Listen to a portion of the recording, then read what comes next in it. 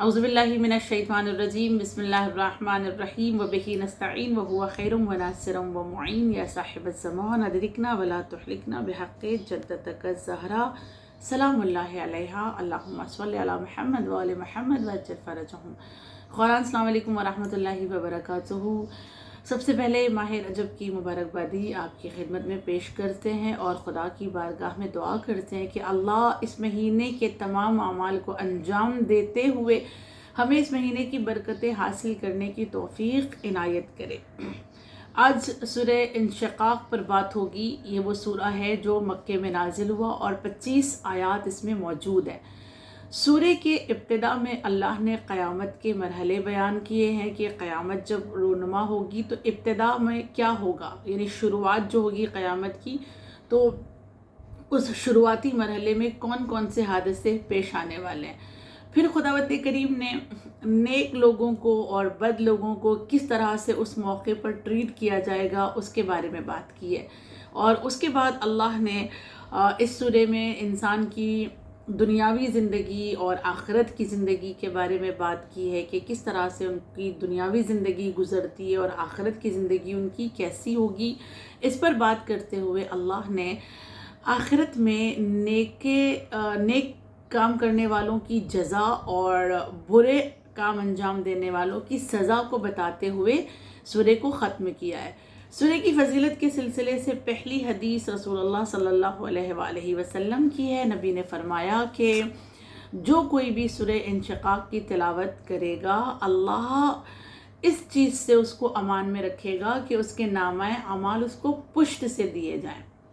यानी रोज़े क़यामत ऐसे लोग होंगे कि जिनके नामाए अमाल उनको पसे पुश्त से, बैक साइड से दिए जाएंगे, और ये इस चीज़ की निशानी होगी कि इनके ऊपर अजाब होगा और ये कामयाब नहीं हो सके हैं। उसके बाद दूसरी हदीस इमाम सादिक़ अलैहिस्सलातु वस्सलाम से है। मौला फरमाते हैं कि अगर कोई इंसान दो सूरह इन्फ़ितार और सूरह इंशिक़ाक़ को अपनी ज़िंदगी का हिस्सा बना ले और मुसलसल इस सूरह को वाजिब नमाज या मुस्तहब नमाज में पढ़ता रहे तो खुदावंद करीम इसकी तमाम ख्वाहिशात इसे अता करेगा और कोई भी चीज़ इस बंदे और खुदा के दरमियान नहीं आ सकेगी और अल्लाह के तमाम लुत्फ़ को ये हासिल कर सकेगा और क़यामत का मरहला, हिसाब व किताब का मरहला भी इसके लिए आसान कर दिया जाएगा। सूरह की आयात में हमने जो कहा कि इब्तिदा में अल्लाह ने क़यामत के हालात को बयान किया है, तो पहले हम 5 आयात को देखें जिन 5 आयात में अल्लाह ने बयान किया है कि क़यामत की शुरू में होने क्या वाला है। तो सबसे पहले अल्लाह कहता है बिस्मिल्लाहिर्रहमानिर्रहीम, इज़ा समाउ शक़्क़त व अज़िनत लिरब्बिहा व हुक़्क़त व इज़ल अर्ज़ु मुद्दत व अलक़त मा फ़ीहा व तख़ल्लत व अज़िनत लिरब्बिहा व हुक़्क़त। पहली आयत का तर्जुमा, जिस वक्त आसमान फट जाएगा। दूसरी आयत, और जब अपने परवरदिगार के फरमान को तस्लीम कर लेगा, यानी आसमान और निज़ाम शमसी, और ऐसा ही सज़ावार है कि वो इताअत करे और सर तस्लीम खम करे। आयत नंबर 3, और जब ज़मीन में वसअत पैदा हो जाएगी, यानी जब ज़मीन बड़ी हो जाएगी।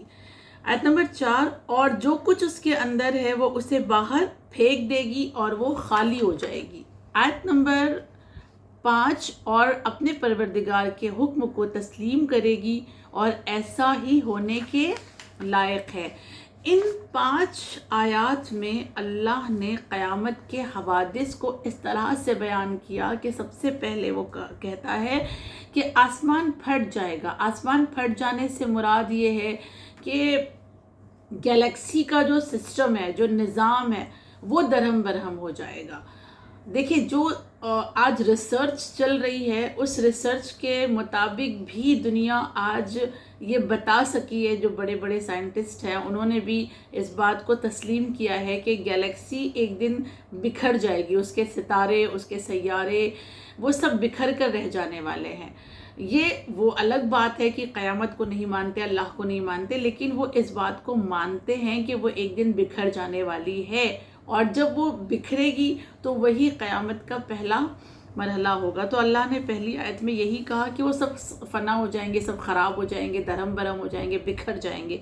دوسری آیت میں اللہ یہ کہنا چاہ رہا ہے کہ اور یہ لوگ ایسے ہیں، یعنی یہ گیلیکسی، یہ نظام شمسی، یہ سیارے، یہ ستارے، یہ سب اللہ کی بات کو تسلیم کریں گے، اللہ کے مطیع، اللہ کے اطاعت گزار ہوں گے، اور یہ اللہ کے حکم سے ایسا کریں گے۔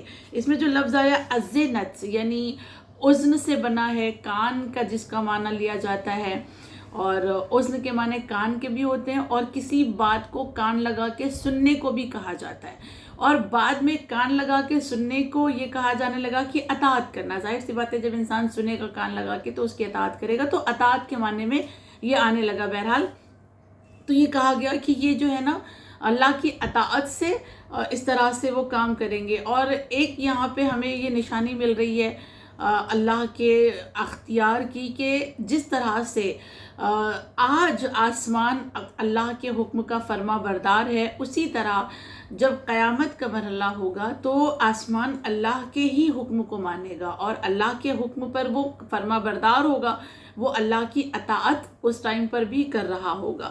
پھر تیسرے مرحلے پر تیسری آیت میں اللہ نے یہ کہا کہ جب زمین وسیع ہو جائے گی، زمین بڑی ہو جائے گی، یعنی کیا زمین میں وسعت پیدا ہوگی۔ اس کا معنی مفسرین قرآن یہ کہتے ہیں کہ کیونکہ قیامت کے پہلے مرحلے پر تمام پہاڑ ریزہ ریزہ ہو جائیں گے، ٹوٹ جائیں گے، اور زمین کے اندر جو اونچ نیچ ہے یا جو گڑھے ہیں وہ سب بھر جائیں گے، اونچائی جو ہے وہ برابر ہو جائے گی، لیول میں ہو جائے گی، تو زمین ایک دم ایسا لگے گا نا، ایک میدان نظر آئے گی، پوری کی پوری زمین، جہاں بھی آپ کھڑے رہیں گے وہ ہر جگہ سے آپ کو زمین ہی زمین اور ایک بڑا سا میدان نظر آئے گا، جس کی وجہ سے یہ کہا جا رہا ہے کہ زمین کو وسیع کر دیا جائے گا، زمین بڑی نظر آئے گی، اس وجہ سے کیونکہ ساری پہاڑ کی جو بنیادیں ہیں وہ ہل جائیں گی، اور پہاڑ ختم ہو جائیں گے، گڑھے بند ہو جائیں گے، اونچائی جو ہے وہ برابر لیول میں ہو جائے گی، اس وجہ سے زمین جو ہے وہ وسیع نظر آئے گی۔ پھر اس کے بعد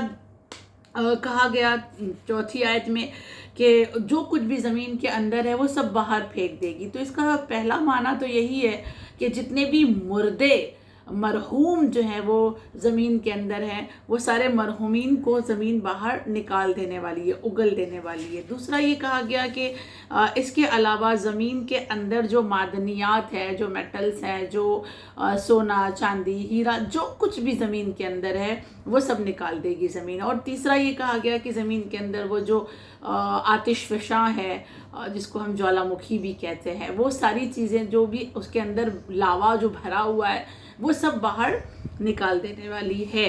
اور آیت نمبر 5 میں یہ کہا گیا کہ یہ سب کچھ بھی جو ہوگا وہ بھی اللہ کے حکم سے ہوگا، اور زمین بھی اللہ کے حکم کی اطاعت کرتے ہوئے یہ سارا کام کرنے والی ہے، یعنی مردوں کو باہر پھینک دینے والی ہے، معدنیات کو باہر پھینک دینے والی ہے، اور جو کچھ بھی اس کے سینے میں دفن ہے وہ سب زمین باہر نکال دے گی۔ خوب، یہ آیت نمبر 5 تھی، اور ان 5 آیات میں اللہ نے قیامت کے ابتدائی مرحلوں کو بیان کیا ہے۔ اب آیت نمبر 6 میں اللہ کہتا ہے کہ یا ایھا الانسان انک کادح الی ربک کدحا فملاقی، یعنی اے انسان تو رنج و تکلیف اور سعی و کوشش کے ساتھ اپنے پروردگار کی طرف جائے گا اور اس سے ملاقات کرے گا۔ دیکھیں، قدح کے معنی ہوتا ہے ایسی کوشش، ایسی سعی اور ایسی محنت کرنا جس میں تکلیفیں انسان کو فیس کرنی پڑتی ہیں، اور ہم دیکھ رہے ہیں کہ دنیا میں کوئی بھی ایسا کام نہیں ہے جس میں انسان کو رنج اور تکلیف اٹھانی نہیں پڑ رہی ہے۔ ہر انسان دنیا کی جس فیلڈ میں بھی کام کر رہا ہے، ہر فیلڈ میں اس کو تکلیف اٹھانی پڑ رہی ہے، اس کو رنج اٹھانا پڑ رہا ہے، اس کو درد کا سامنا کرنا پڑ رہا ہے۔ اور اس طرح سے اللہ یہ کہتا ہے کہ تو یہ جو اپنا سفر طے کرتا ہے، یعنی دنیا کا جو سفر ہے، اس سفر کو تم کبھی بھی یہ مت سمجھنا کہ یہ سفر آسان ہوگا، یہ سفر خوشیوں سے بھرا ہوگا، یہ سفر ایسا ہوگا کہ جس میں چاروں طرف مسرت ہوگی، چاروں طرف خوشیاں ہوں گی، ایسا نہیں ہے۔ دنیا کا یہ سفر ہے کہ جس کو طے کرتے ہوئے جب تم اللہ کی جانب جاؤ گے تو اس سفر میں تم کو مشکلات آئیں گی، तुमको रंज होगा, तुमको तकलीफ़ होगी, और इस तकलीफ़ का सामना करते हुए तुम अल्लाह से मुलाकात करोगे। यानी क्लियरली ये कह दिया गया कुरान में कि दुनिया में आपको रंज उठाना पड़ेगा, तकलीफ़ आपको उठानी पड़ेगी अल्लाह से मुलाकात करने के लिए भी। इवन अगर कोई इंसान अल्लाह से मुलाकात करने के लिए काम ना भी करे और वो सिर्फ दुनिया को कमाने के लिए काम करे, तब भी दुनिया जमा करने के लिए भी उसे तकलीफ़ उठानी ही पड़ेगी ना। बिना तकलीफ़ के, बिना रंज के, बिना कुर्बानी के तो इंसान को कुछ हासिल नहीं होता। इसी वजह से कहा गया कि ये दुनिया जो है ये रंज और तकलीफ़ का घर है। इस दुनिया में किसी को मुकम्मल जहां नहीं मिल सकता है। इस दुनिया में बड़े से बड़े दौलतमंद को आप देखेंगी तो उसके पास भी कोई ना कोई रंज, कोई ना कोई गम ज़रूर आपको नज़र आएगा, क्योंकि यहाँ राहत नहीं मिल सकती है। इसी वजह से एक हदीस मिलती है चौथे आका की, मौला फरमाते हैं कि राहत और आराम दुनिया में अहले दुनिया के लिए नहीं है। यानी राहत और आराम दुनिया में नहीं है। राहत और आराम सिर्फ जन्नत में है और अहले जन्नत के लिए है। जो जन्नत में रहेंगे सिर्फ उन्हीं के लिए राहत और आराम है। याद रहे, मौला फरमाते हैं कि रंज और गम जो है वो तुम्हारे साथ हमेशा रहेगा। इसी वजह से मौला आगे फरमाते हैं कि जिनके पास दुनिया में काफ़ी माल है, काफ़ी दौलत है, वो भी एक तरह से फ़कीर हैं, क्योंकि जो जितना ज़्यादा कमा लेता है फिर उतना ज़्यादा उसकी हिफाजत के लिए उसको लोगों की ज़रूरत पड़ती है, उसकी और ज़्यादा हिफाजत करता है, वो और ज़्यादा टेंशन में रहता है, वो और ज़्यादा बिज़ी हो जाता है, उसको लाइफ का एन्जॉयमेंट कह लीजिए शायद नहीं मिल पाता, और वो फिर दूसरों का मोहताज हो जाता है कि कोई उसका ये सामान हिफाजत करे, कोई उसकी वो सामान का हिफाजत करे, और कोई उसके बिज़नेस को डील करे। यानी इस तरह से वो जितना ज़्यादा कमाता चला जाएगा उतनी ज़्यादा उसकी राहत, उसकी आसाइश में कमी पैदा होगी। लिहाजा मौला ने आखिर में कहा कि याद रहे, माल और दौलत दुनिया में तुम्हें राहत नहीं दे सकती।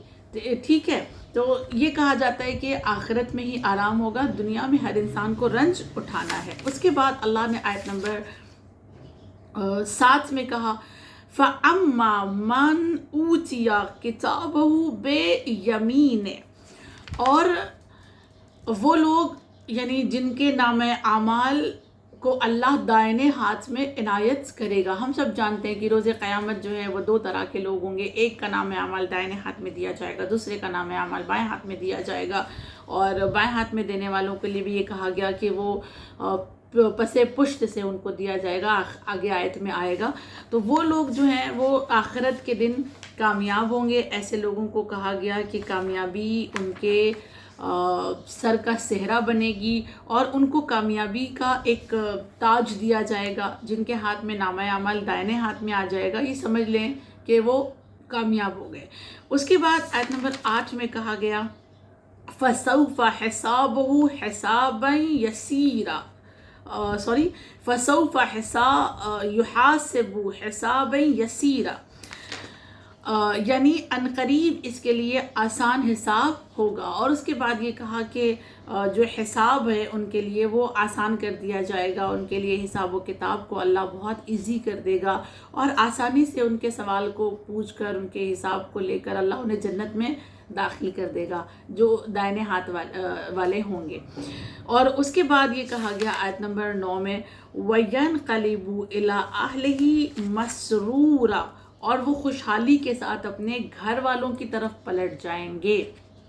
घर वालों की तरफ पलट जाएंगे यानी क्या, वो अपने अहले खाना की तरफ पलट जाएंगे। वह आहले ही से क्या मुराद है कि वो आहले ही अपने अहल के पास, यानी अपने ख़ानदान के पास, अपने घर वालों के पास लौट जाएंगे। इससे क्या मुराद है कि इससे मुराद ये है कि वो लोग अपने दुनिया के माँ बाप और दुनिया की औलाद के पास भेज दिए जाएंगे। फिर उनको ऐसी जगह पे रखा जाएगा جہاں ان کے بچے ہوں گے، جہاں ان کے والدین ہوں گے۔ یہ کتنی خوبصورت تعبیر اللہ نے دی ہے کہ جن کے نامہ اعمال کو ان کے دائنے ہاتھ میں دے دیا جائے گا، ان کا حساب بہت آسان کر دیا جائے گا، اور پھر ان کو اس طرف پلٹا دیا جائے گا جس طرف ان کی اولاد موجود ہے، جس طرف ان کے ماں باپ موجود ہے۔ یہ کتنی بڑی خوشی کا موقع ہوگا اس انسان کے لیے کہ جس کے ساتھ وہ دنیا میں رہ رہا تھا، اور ایک اٹیچمنٹ تھی دنیا میں، ایک محبت تھی دنیا میں،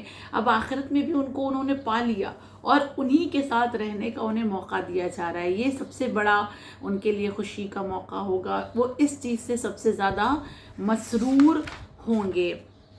ایک حدیث بیان کی جاتی ہے جس میں یہ کہا گیا کہ اگر کوئی یہ چاہتا ہے کہ اس کا حساب آسانی سے ہو، یعنی وہ ایسا ہو جائے کہ اس کے نامہ اعمال اس کے دائنے ہاتھ میں عطا کیے جائیں، تو نبی کریم کی ایک حدیث ہے، نبی فرماتے ہیں کہ 3 کام جو کر لے گا، 3 کوالٹی جس کے اندر ہوگی، وہ اصحاب یمین میں سے ہوگا، یعنی اس کے نامہ عمل دائنے ہاتھ میں دیے جائیں گے اور بہت آسانی سے اس کا حساب لے کر اسے اس کے گھر والوں کی طرف پلٹا دیا جائے گا۔ وہ 3 کون سے ہیں؟ سب سے پہلا وہ کہ جو عطا کرتا ہے ایسے لوگوں کو کہ جس نے اسے محروم کر دیا ہے، یعنی اگر تم چاہتے ہو کہ ایسا ہو تو اس کو عطا کرو جس نے تمہیں محروم کیا ہے۔ دوسرا، اس کے ساتھ صلہ رحمی کرو جس نے تمہارے ساتھ رشتے کو توڑ دیا ہے، اور تیسرا، اس کو معاف کر دو جس نے تم پر ظلم کیا ہے۔ تینوں مرحلے تھوڑے سے مشکل ہیں، لیکن آخرت کی زندگی کو آسان کرنے کے لیے یہ 3 کام ہم کر سکتے ہیں انشاءاللہ۔ اگر ہم نے انجام دیا تو آسانی کے ساتھ ہمیں اصحاب یمین میں شمار کرتے ہوئے اللہ ہمارے گھر والوں کی طرف ہمیں پلٹا دے گا۔ یعنی کیا 3 کام ہیں؟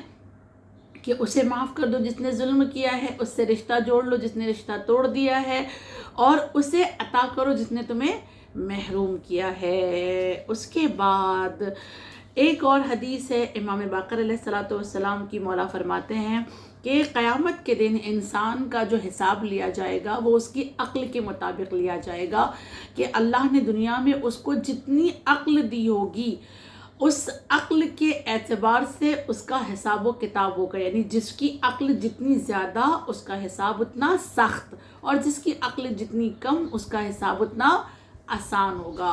اللہ ہم سب کو اصحاب یمین میں شمار کرے انشاءاللہ، اور ہمارے حساب و کتاب کو خداوند کریم روز قیامت آسان کرے۔ اس کے بعد اب جو اصحاب یمین کی بات ہو گئی، تو اب ان لوگوں کی بات اللہ کر رہا ہے جن کے نامہ اعمال پشت کی جانب سے دیے جائیں گے، پیچھے کی جانب سے اور لیفٹ ہینڈ میں دیے جائیں گے۔ ان کی بات کرتے ہوئے آیت نمبر 10 میں اللہ فرماتا ہے وَأَمَّا مَنْ أُوتِيَ كِتَابَهُ وَرَاءَ ظَهْرِهِ، اور رہا وہ شخص جس کو اس کا نامہ اعمال اس کے پیچھے کی طرف سے دیا جائے گا، وہ انسان کہ جس کے نامہ اعمال کو پیچھے کی جانب سے۔ اس کا کیا معنی ہے کہ نامہ اعمال پیچھے کی جانب سے دیا جائے گا؟ بار بار یہ بات آ رہی ہے آیت میں اور اس سورے میں، تو اس کا 2 سے 3 معنی بیان کیا گیا۔ پہلا معنی یہ کہ روز قیامت کچھ لوگ ایسے ہوں گے کہ جن کا رائٹ ہینڈ ان کے گردن میں باندھ دیا جائے گا، اور پھر ان کے جو نامہ اعمال ہیں وہ ان کو پیچھے کی جانب سے دیا جائے گا۔ دوسرا یہ معنی ہے کہ کچھ لوگوں نے یہ کہا، کچھ مفسرین نے یہ کہا کہ ان کے دونوں ہاتھ کو گردن کے پیچھے باندھ دیا جائے گا، اور دونوں ہاتھ کو باندھنے کے بعد ان کے پیچھے سائڈ سے، ان کے بیک سائڈ سے ان کے نامہ اعمال کو ان کے لیفٹ ہینڈ میں رکھا جائے گا۔ اور تیسرا معنی یہ کہا گیا کہ ان کا یہ پورا کا پورا جو فیس ہے، پورا چہرہ جو ہے وہ پیچھے کی جانب موڑ دیا جائے گا، اور پیچھے کی جانب موڑ دینے کے بعد ان کے نامہ اعمال کو ان کے لیفٹ ہینڈ میں دیا جائے گا۔ یعنی یہ ایک طرح سے روز قیامت ذلت اور خواری ہوگی، یہ جس کے ساتھ بھی ہوگا یہ ایک طرح سے نشانی ہوگی کہ اللہ نے اس کو قیامت کے میدان میں ذلیل کر دیا، رسوا کر دیا، اور یہ اس کی رسوائی کی وجہ یہ ہوگی کہ جو دنیا میں اس نے غرور اور تکبر کیا ہے، تو ایک نشانی ہوگی کہ یہ انسان ذلیل و رسوا ہو گیا۔ دیکھیں، ایسی روایات موجود ہے کہ جن کے رائٹ ہینڈ میں نامہ اعمال ہوں گے نا، وہ اپنے نامہ اعمال کو لے جا کے اہل محشر کو دکھائیں گے کہ دیکھو، پڑھو کتنا اچھا میرا نامہ اعمال ہے، اور اللہ نے آج مجھے کتنا بڑا انعام دیا ہے۔ اور وہ لوگ جن کے نام اعمال ان کے لیفٹ ہینڈ میں ہوں گے وہ اپنے نام اعمال کو چھپا رہے ہوں گے، سر جھکائے ہوں گے، ذلیل اور رسوا ہوں گے، ان کو ذلت کی نگاہوں سے دیکھا جا رہا ہوگا۔ تو اللہ یہی کہہ رہا ہے کہ وہ لوگ جن کے نام اعمال پشت کی جانب سے دیے جائیں گے، پھر ان کا کیا ہوگا؟ فَسَوْفَ يَدْعُو ثُبُورًا، تو عنقریب اس کی فریاد بلند ہوگی کہ وائے ہو مجھ پر، میں ہلاک ہو گیا۔ اللہ، پھر جب ظاہر سی بات ہے یہ ایک نشانی ہے ناکامی کی اور جہنم کی طرف جانے کی کہ انسان کے نام اعمال لیفٹ ہینڈ میں دیے گئے، تو جیسے ہی اس کو پشت کی جانب سے لیفٹ ہینڈ میں اس کے نام اعمال دیے جائیں گے تو وہ انسان فریاد کرے گا، حالانکہ اس فریاد سے کوئی فائدہ حاصل نہیں ہوگا، لیکن وہ فریاد کرے گا کہ مجھ پر وائے ہو، آج میں ہلاک ہو گیا۔ اور اس سے بڑی ہلاکت کی کوئی نشانی نہیں ہے کہ میرے نام اعمال محشر کے میدان میں روز قیامت مجھے بائیں ہاتھ میں ملے ہیں، یعنی لیفٹ ہینڈ میں مجھے میرے نام اعمال کو دیا گیا ہے۔ آیت نمبر 12 میں اللہ نے کہا وَيَصْلَى السَّعِيرَ، اور وہ جہنم کی آگ کے جلانے والے شعلوں میں جلے گا، پھر ان کو جہنم کی طرف لے جایا جائے گا اور جہنم ان کا مقدر بن جائے گی اور جہنم کی آگ میں ان کو جلایا جائے گا۔ یہ اللہ کا فرمان ہے، اور روز قیامت کے حالات کو اللہ اس طرح سے بیان کر رہا ہے کہ کچھ لوگ مسرور ہوں گے اور کچھ لوگ ایسے ہوں گے کہ جو ہلاک ہو چکے ہوں گے اور ان کو جہنم کی آگ میں جلایا جائے گا۔ آیت نمبر 13 اِنَّهُ كَانَ فِي أَهْلِهِ مَسْرُورًا، وہ اپنے گھر والوں کے درمیان کفر و گناہ کے سبب مسرور تھا۔ یہ وہی لوگ ہوں گے جو دنیا میں مسرور رہتے تھے۔ مسرور رہتے تھے یعنی کیا؟ مسرور رہنا کیا خوش رہنا غلط بات ہے؟ نہیں، اللہ چاہتا ہے کہ مومن خوش رہے، اللہ چاہتا ہے کہ دنیا اور آخرت دونوں جہان میں مومن ہمیشہ مسکراتا رہے، اس کے دل کو سکون ملے، وہ مسرور رہے۔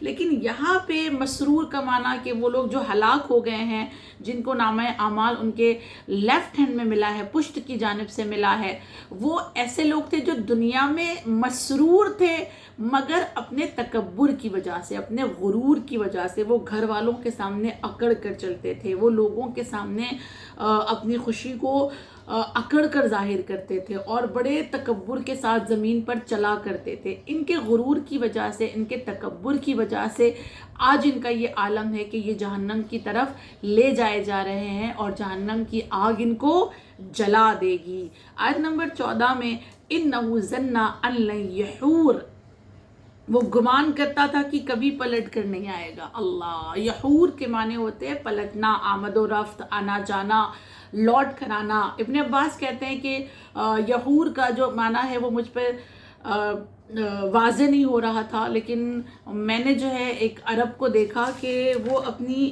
بیٹی کو آواز دیتا ہے اور آواز دیتے ہوئے کہتا ہے یا حوری، یعنی واپس پلٹ آؤ، واپس آ جاؤ، یعنی حوری یعنی واپس لوٹنا، تو یحور یعنی واپس پلٹنا۔ یہ لوگ زمین پر اکڑ کر اس لیے چلتے تھے، یہ مغرور اس لیے رہا کرتے تھے اور اس لیے یہ اپنے گھر والوں کے سامنے روب اپنا دکھاتے تھے، کیونکہ انہوں نے یہ سوچ لیا تھا کہ ان کو پلٹ کر جانا ہی نہیں ہے، قیامت پر ان کا یقین ہی نہیں تھا، معاد کا ان کو یقین ہی نہیں تھا، اور یہ سمجھ رہے تھے کہ جو کچھ بھی ہے بس اسی دنیا میں، جو کمایا ہے، جو کھائیں گے، جو لٹائیں گے، جو ختم ہوگا، جو فنا ہوگا، سب اسی دنیا سے ریلیٹڈ ہے، اس کے بعد کی کوئی دنیا نہیں ہے، اس کے بعد کوئی حساب و کتاب نہیں ہے۔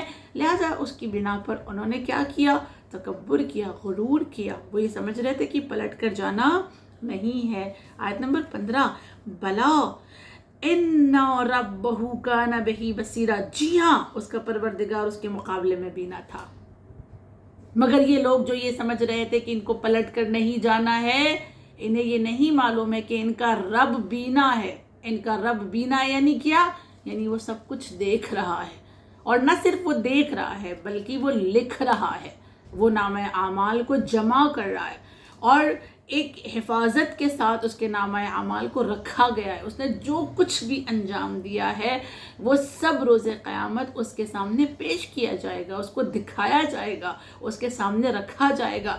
یہ کیسے تصور کر سکتا ہے کہ کوئی حساب نہیں ہے، کوئی کتاب نہیں ہے، کوئی قیامت نہیں ہے؟ ان کا یہ تصور ہی غلط ہے کہ اللہ پلٹائے گا نہیں، جبکہ اللہ کہہ رہا ہے کہ تم زمین پھینک دے گی تمہیں باہر نکال کر، और फिर तुम पलटाए जाओगे, तुम अल्लाह की जानिब जाओगे, तुमको अल्लाह की जानिब खड़ा होना है। और अल्लाह कह रहा है कि दुनिया की मुसीबत को उठाते हुए, रंज को उठाते हुए तुम्हें अल्लाह से मुलाकात करनी है। बहरहाल तो जब अल्लाह कह रहा है कि मुलाकात करनी है, इसका मतलब मुलाकात करनी है। लेकिन इनको क्योंकि यकीन नहीं था, लिहाजा अब उनके साथ इस तरह जहन्नम की आग को तैयार करके उनको जहन्नम की आग में डाल दिया जाएगा। फिर उसके बाद खुदावंद करीम आयत नंबर 16 में कहता है फला उक़सिमु बिश्शफ़क़। अब कुछ खुदा ने कसम खाई है, और कस्में जो है वो हम लोग देखते हैं आयत नंबर 19 तक के अल्लाह क्या कस्में खा रहा है और क्या कह रहा है। फला उक़सिमु बिश्शफ़क़ वल्लैलि वमा वसक़ वल्क़मरि इज़ा इत्तसक़ लतरकबुन्ना तबक़न अन तबक़। तर्जुमा देखिए, कसम है, अल्लाह कहता है कसम है शफ़क़ की। शफ़क़ क्या भी हम बताते हैं। फिर उसके बाद आयत नंबर 17, और रात की कसम है वो जिसे जमा करती है, जिसे वो जमा करती है। आयत नंबर 18, और कसम है चाँद की जब वो बदरे कामिल होता है, यानी 14वीं के चाँद की बात हो रही है। और आयत नंबर 19 में अल्लाह कहता है तुम सब हमेशा एक हालत से दूसरी हालत की तरफ मुंतकिल होते हो। सबसे पहले अल्लाह ने कसम खाई है शफ़क़ की। शफ़क़ किसे कहते हैं?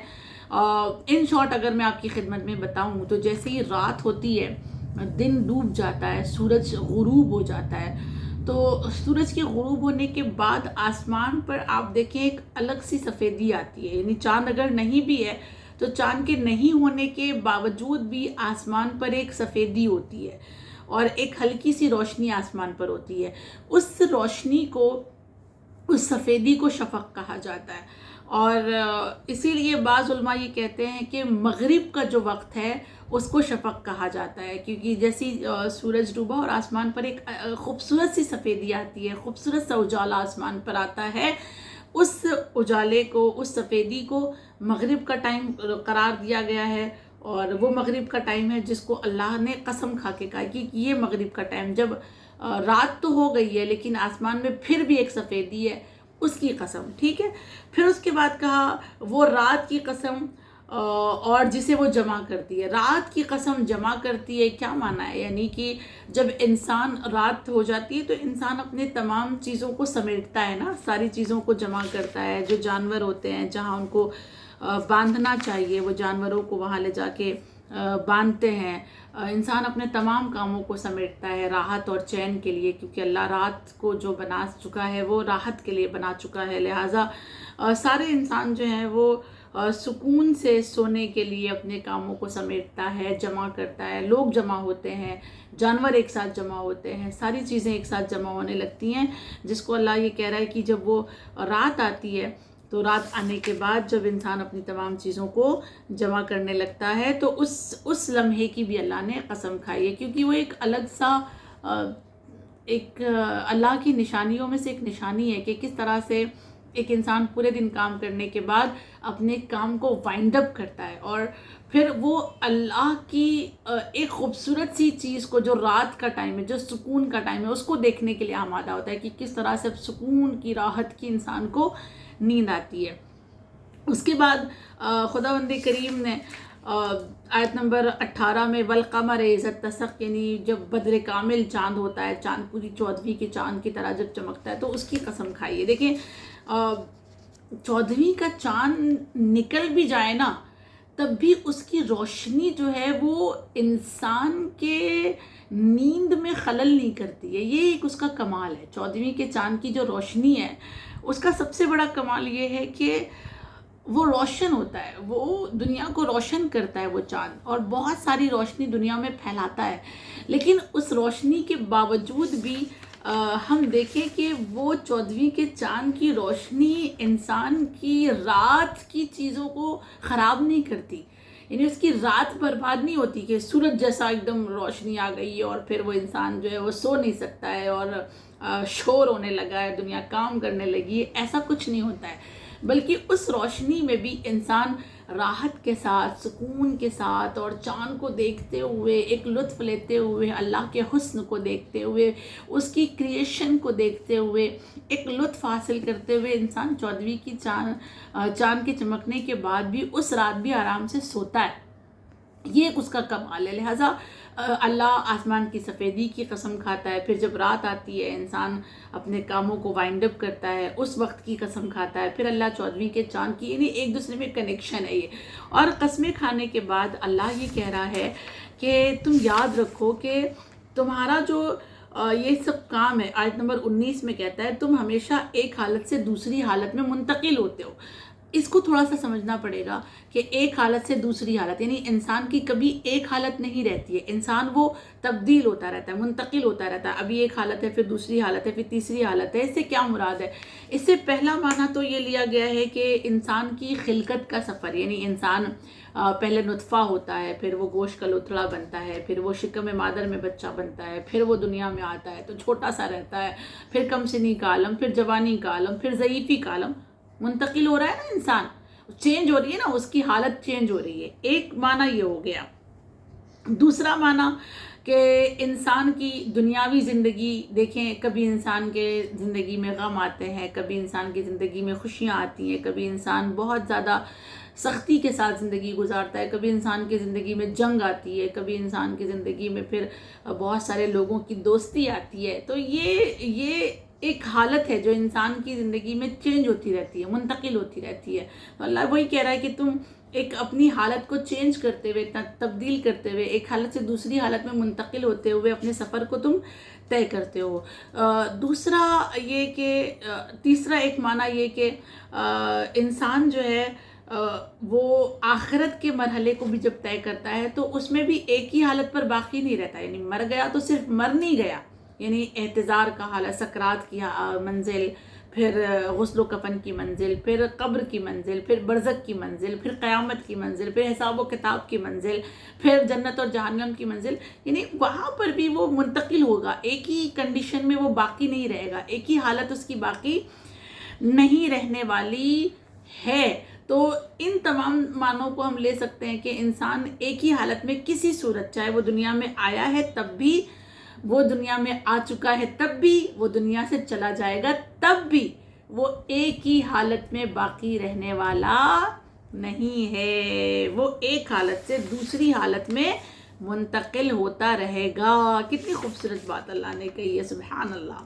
کہ ہم اور اپنی زندگی میں ہم دیکھتے بھی ہیں کہ کبھی بھی ہم ایک حالت میں باقی نہیں رہتے.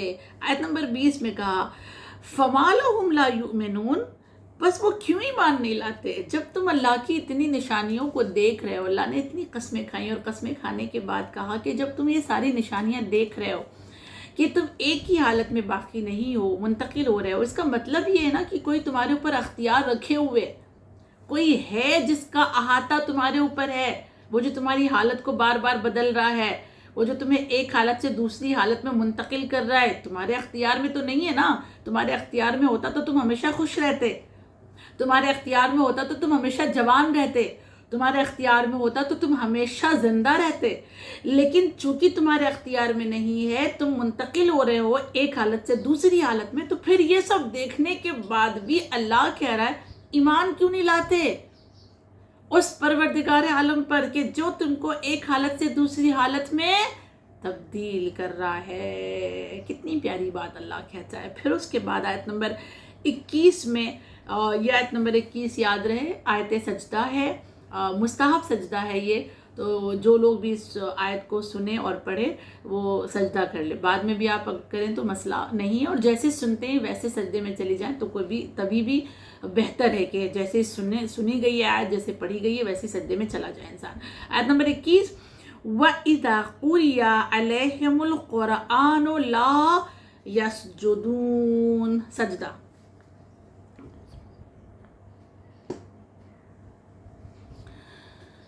یہ مستحب سجدہ ہے، یہ قرآن کا واجب سجدہ نہیں ہے، لیکن پھر بھی آیت سجدہ ہے تو ہمیں سجدہ کرنا چاہیے. اس میں اللہ کہتا ہے اور جب قرآن ان کے سامنے پڑھا جائے تو سجدہ نہیں کرتے. اس آیت کے لیے کہا گیا کہ جب نبی کریم نے اس آیت کو پڑھا تھا تو انہوں نے سجدہ کیا تھا، لہٰذا ان کی سنت پر عمل کرتے ہوئے ہم بھی اس آیت پر سجدہ کرتے ہیں. اللہ کہہ رہا ہے کہ وہ ایمان نہیں لاتے، اور نہ صرف یہ کہ ایمان نہیں لاتے بلکہ جب ان کے سامنے قرآن کی تلاوت کی جاتی ہے تو قرآن کو سننے کے بعد وہ سجدہ نہیں کرتے. یعنی سجدہ نہیں کرتے یعنی کہ قرآن کی باتوں کو مانتے نہیں ہیں، اس کی اطاعت نہیں کرتے ہیں، اس کو ایکسیپٹ نہیں کرتے ہیں۔ نہ صرف یہ کہ قرآن کی باتوں کو قبول نہیں کرتے، بلکہ آیت نمبر 22 میں کہا بل الذین کفروا یکذبون، اللہ اکبر، بلکہ کفار ہمیشہ آیات الہی کی تکذیب کرتے ہیں، جھٹلاتے ہیں اس کو، ٹھیک ہے، انکار کرتے ہیں، نہ صرف تکذیب، تکفیر بھی کرتے ہیں، انکار کرتے ہیں۔ بجائے اس کے کہ ایمان لانا چاہیے، ان کے سامنے قرآن پڑھا جائے تو مذاق اڑاتے ہیں، اس کو جھٹلاتے ہیں، اس کا انکار کرتے ہیں، اس کو جادو کہتے ہیں، اس کو نبی کی شاعری کہتے ہیں، نبی کی اپنی باتوں کو کہا جاتا ہے کہ نبی کی باتیں ہیں، کوئی اللہ نہیں ہے، کسی نے یہ قرآن نہیں اتارا۔ یہ اس طرح سے وہ قرآن کو جھٹلاتے ہیں۔ کفار کی بات اللہ کر رہا ہے کہ کفار اس طرح کی باتیں قرآن کے لیے کرتے ہیں۔ تو پھر اللہ آگے کیا کہتا ہے کہ ٹھیک ہے نا، تمہیں جو کرنا ہے تم کر لو۔ پھر آیت نمبر 23 میں اللہ کیا کہتا ہے کہ واللہ عالم بما یوعون، یعنی خدا اس چیز کو جسے وہ دل میں چھپائے ہوئے رکھے ہوئے ہیں سب کچھ جانتا ہے۔ تمہیں جو کرنا ہے، آیات کی تکذیب کرنی ہے تکذیب کر لو، آیات کو قبول کرنا ہے، تسلیم کرنا ہے، تسلیم کر لو۔ تم قبول کرو گے تب بھی اللہ جانتا ہے، تم تکفیر کرو گے، انکار کرو گے تب بھی اللہ جانتا ہے۔ یعنی تمہاری نیکیاں بھی اللہ کے سامنے ہیں، تمہاری برائیاں بھی اللہ کے سامنے ہے۔ تم قرآن کو قبول کرو گے تب بھی اللہ لکھے گا تمہارے اس عمل کو، اور تم قرآن کی تکذیب کرو گے، اس کو جھٹلا دو گے تب بھی اللہ کے یہاں یہ محفوظ رہے گا، اور قیامت میں پھر تمہیں اس کا حساب و کتاب دینا پڑے گا۔ اور اللہ پھر کہتا ہے ان لوگوں سے آیت نمبر 24 میں کہ بس ان لوگوں کو دیکھیں، پہلے عربی دیکھیں، فَبَشِّرْهُمْ بِعَذَابٍ أَلِيمٍ، بس ان لوگوں کو دردناک عذاب کی بشارت دے دو۔ وہ لوگ جو آیات کا انکار کر رہے ہیں، وہ لوگ جو اللہ کے قرآن کو جھٹلا رہے ہیں، انہیں دردناک عذاب کی بشارت دے دو، انہیں بتا دو کہ اللہ کے یہاں ان کے لیے ایک دردناک عذاب موجود ہے جس کا مزہ انہیں کہیں نہ کہیں چکھنا پڑے گا، اور اللہ پھر انہیں عذاب میں مبتلا کرے گا، انہیں عذاب دیکھنا ہوگا۔ اور وہ کیسا دردناک عذاب ہوگا یہ تو صرف رب کردگار ہی جانتا ہے، ہم اس کو ایکسپلین نہیں کر سکتے ہیں، کہ کیونکہ اللہ نے کچھ عذاب کو تو بیان کر دیا ہے، لیکن امیجن کرنا کہ کیسے عذاب ہوں گے جہنم میں وہ ہمارے اور آپ کے بس میں نہیں ہے۔ مگر اللہ نے پھر آیت نمبر 25 میں آخر میں یہ کہا کہ إِلَّا الَّذِينَ آمَنُوا وَعَمِلُوا الصَّالِحَاتِ لَهُمْ أَجْرٌ غَيْرُ مَمْنُونٍ، مگر وہ لوگ جو ایمان لائے ہیں اور انہوں نے اعمال صالح انجام دیے ہیں تو ان کے لیے ختم نہ ہونے والا اجر ہے۔ سبحان اللہ، مگر وہ لوگ جو ایمان لے کر آئے ہیں، جنہوں نے اللہ کی آیات کو قبول کیا ہے، جس نے معاد کا اقرار کیا ہے، جس نے رسول کا اقرار کیا ہے، جس نے قرآن کی اطاعت کی ہے، پھر ان لوگوں سے میرے حبیب کہہ دیجئے کہ ان کے لیے نہ ختم ہونے والا، نہ ختم ہونے والا، یعنی کبھی نہیں ختم ہوگا ایسا اجر ہے۔ اور اس میں 2 شرطیں ہیں، پہلی شرط کہ ایمان، دوسری شرط عمل صالح۔ آپ پھر ایک بار وہی آیت ہمارے خدمت میں آئی ہے کہ اللہ کہیں بھی نہیں کہہ رہا ہے کہ صرف ایمان تمہیں بچا لے گا، اللہ کہیں بھی نہیں کہہ رہا ہے کہ صرف اعمال تمہیں بچا لے گا، نہیں، اللہ نے جہاں کہیں بھی ایمان کی بات کی ہے وہاں ساتھ میں عمل صالح کی بات کی ہے، اور وہ بھی اللہ کہتا ہے صالحات، ایک عمل صالح نہیں، عمل صالح جتنے بھی ہیں، جتنی بھی نیکیاں ہیں، تمام نیکیوں کو انجام دو۔ صرف ایمان کی بنیاد پر کسی کو جنت نہیں ملے گی، صرف عمل صالح کی بنیاد پر کسی کو جنت نہیں ملے گی، بلکہ ایمان اور عمل صالح دونوں چیزیں جب ایک ساتھ ہوں گی تو اللہ کہتا ہے جو لوگ ایمان کے ساتھ عمل صالح انجام دیتے ہیں ان سے کہہ دو کہ ان کے رب نے کہا ہے کہ ان کے لیے کبھی نہ ختم ہونے والا اجر اللہ کے پاس محفوظ ہے۔ اللہ کا بہت احسان ہے، اللہ کا بہت کرم ہے کہ ہم سب ایمان والے ہیں، ہمارے پاس اللہ کی طرف سے بھیجی گئی تمام چیزوں کا ایمان موجود ہے، ہم اقرار کرتے ہیں۔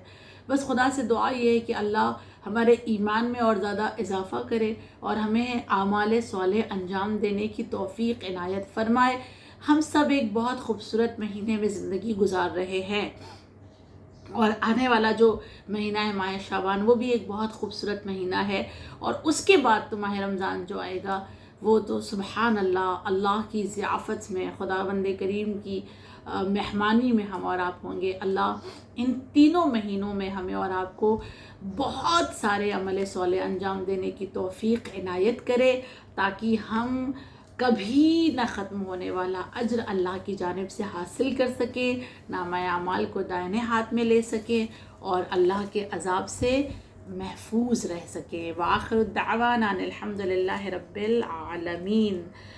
سورہ فاتحہ۔ بسم اللہ الرحمن الرحیم، الحمد للہ رب العالمین، الرحمن الرحیم، مالک یوم الدین، ایاک نعبد و ایاک نستعین، اہدنا الصراط المستقیم، صراط الذین انعمت علیہم غیر المغضوب علیہم ولا الضالین۔ بسم اللہ الرحمن الرحیم، قل هو اللہ احد اللہ الصمد لم یلد ولم یولد ولم یکن له کفوا احد۔ بسم اللہ الرحمن الرحیم، قل هو اللہ احد اللہ الصمد لم یلد ولم یولد ولم یکن له کفوا احد۔ بسم اللہ الرحمن الرحیم، قل هو اللہ احد اللہ الصمد لم یلد ولم یولد ولم یکن له کفوا احد۔ ان اللہ وملائکتہ یصلون علی النبی یا ایھا الذین آمنوا صلوا علیہ وسلموا تسلیما۔ اللہم صل علی محمد وآل محمد وعجل فرجہم۔ سورہ فاتحہ، سورہ اخلاص، درس قرآن مجید کا نذرانہ، چار معصومین، بارہ امام، پنجتن پاک، شہیدان کربلا، سنان کربلا و یتیمان کربلا کی بارگاہ اقدس میں ہدیہ کرتے ہیں۔ اس کے توفیل میں جو بھی ثواب و جملہ مرحوم مومنین والمومنات، تمام علماء، تمام شہداء، تمام مجتہدین کی ارواح کو، اور خصوصاً جو لوگ ہمیں سنتے ہیں اور جن کی وجہ سے یہ کلاس ارینج کی گئی ہے، جن کی جانب سے، اللہ ان کے تمام مرحومین کی ارواح کو اس کا ثواب عطا کرے۔ خدا کی بارگاہ میں دعا ہے، خداوند کریم مرحومین کے گناہ کبیرہ و صغیرہ کو معاف فرما، مرحومین کی مغفرت فرما، مرحومین کے درجات کو بلند فرما، مرحومین کو جوار حسین میں جگہ عنایت فرما۔ آنے والی قبروں کی منزلیں ہماری بھی دشوار ہو سکتی ہیں، اللہ ہماری بھی قبروں کی منزلوں کو آسان فرمانا، ہمیں بھی جوار معصومہ میں جگہ عنایت فرمانا۔